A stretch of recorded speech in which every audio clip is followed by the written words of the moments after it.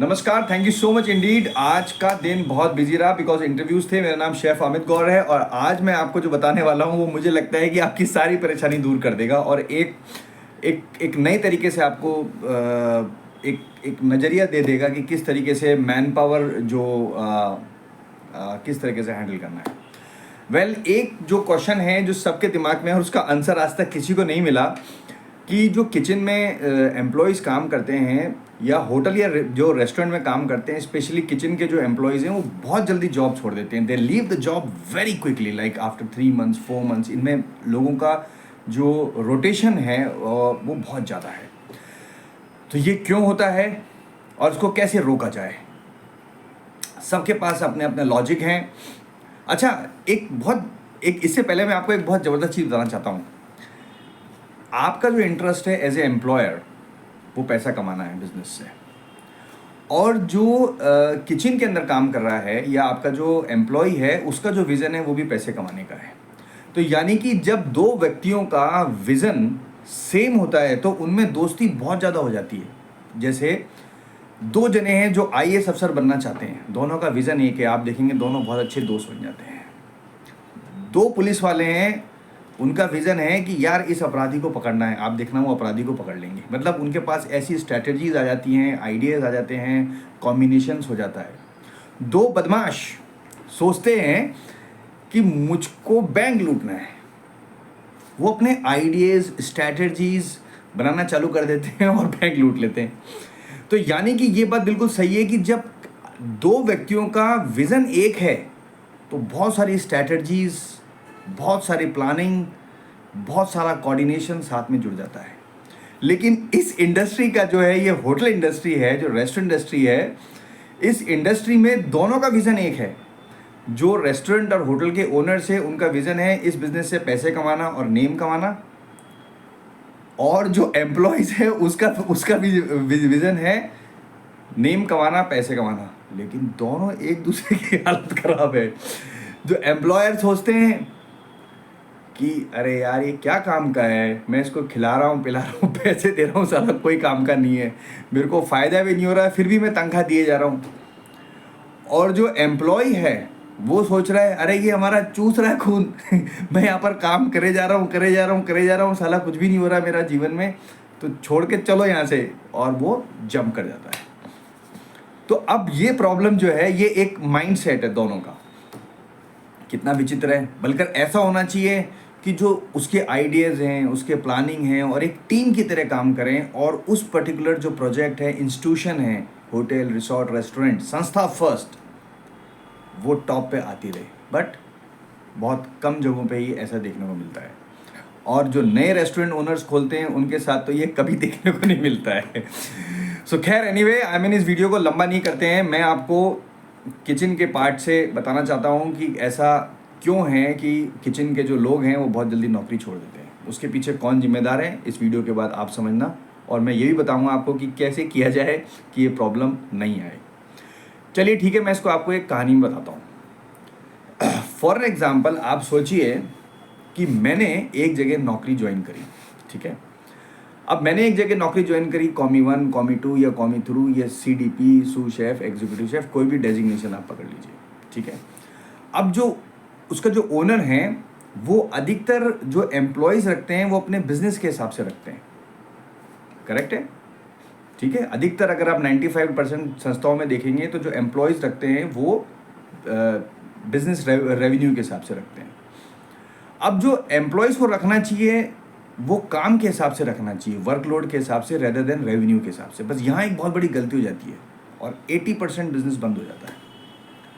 अब किचन का एक व्यक्ति है, फॉर एग्जांपल, आपने अपने चाइनीज़ मेन्यू आइटम के अंदर या इंडियन में या तंदूर में, जो भी उसमें, जैसे मान के चलिए आपके 150 आइटम है टोटल मेन्यू में, और 40 आइटम हर एक डिपार्टमेंट में, जैसे चाइनीज़ इंडियन में है, चाइनीज़ क्वांटी में है, चाइनीज़ इटालियन, क्वांटी तो एक ही हो गया, तंदूर में है, और मैक्सिकन में है, इस तरीके से डिवाइड कर लेते हैं, इंडियन में है।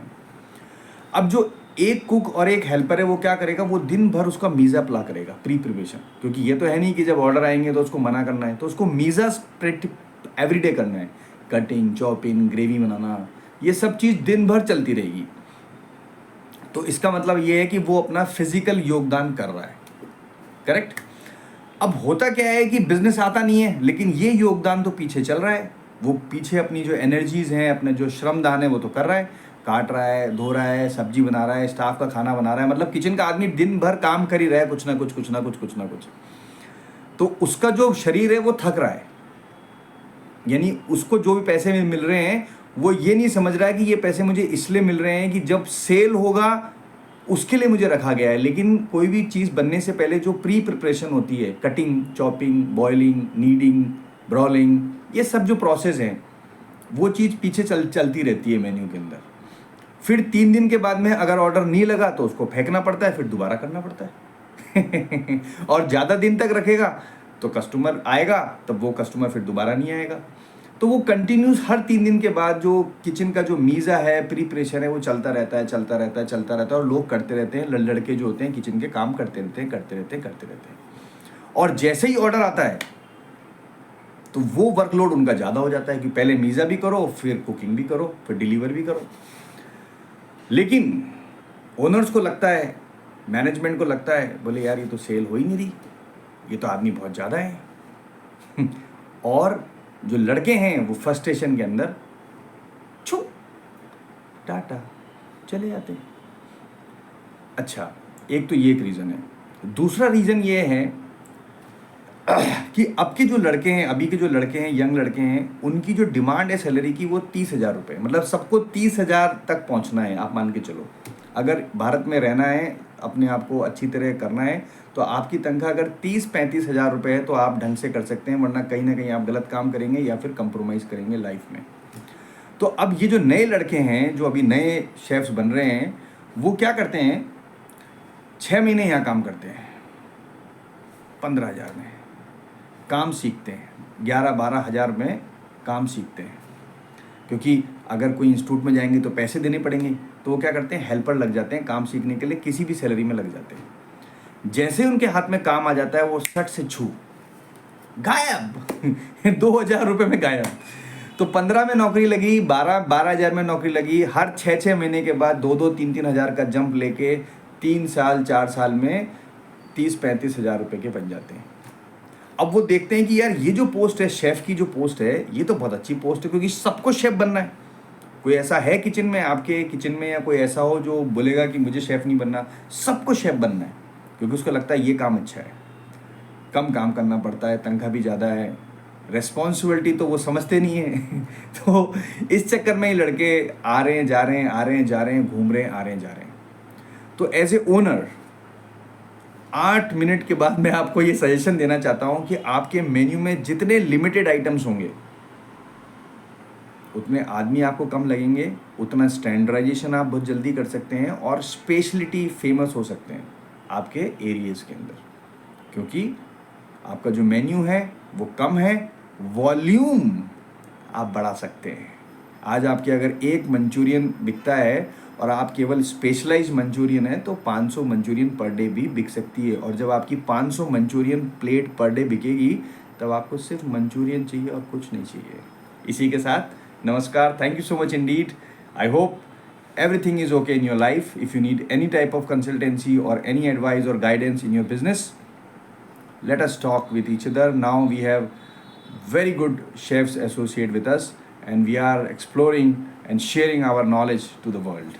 Namaskar, I am Chef Amit. My website address is chefamit.com and my email address is hi@chefamit.com. Namaste. Take care of you very well.